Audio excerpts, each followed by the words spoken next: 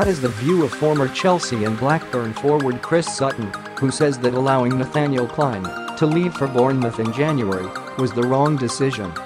The Reds suffered their second draw in less than a week at West Ham on Monday and in the process saw their lead at the top of the Premier League cut to 3 points after 25 games.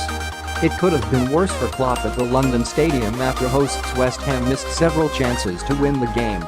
And while the Liverpool are in the midst of an injury crisis at the moment, recent performances have not been up to scratch. Defenders Joe Gomez, Dejan Lovren and Trent Alexander-Arnold remain on the sidelines, while Jordan Henderson and Jorginho Wijnaldum were also missing for the game with the Hammers, meaning Adam Lallana played in midfield and James Milner filled in at right back. The disruption to the starting 11 has led to the team letting in 5 goals in their last 3 league games, after conceding just 10 in the previous 22 games. And Sutton has questioned the strength of Liverpool's backup players and thinks allowing right-back Clyne to leave the club was surprising. Liverpool's backline looked watertight earlier in the season.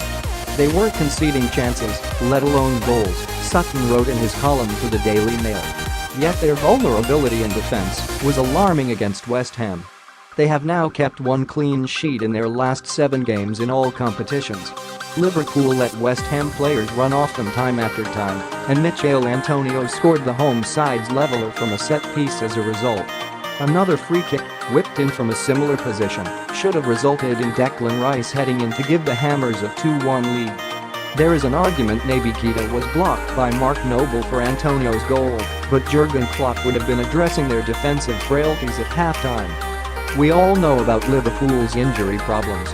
They were without Jordan Henderson and Jorginho Wijnaldum for this trip to the London Stadium and both were missed.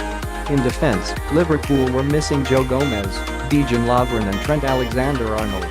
James Milner was selected at right back, up against West Ham's best player Felipe Anderson.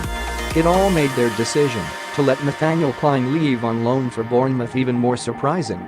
Klopp had to hope his squad players would step up in the absence of his regulars.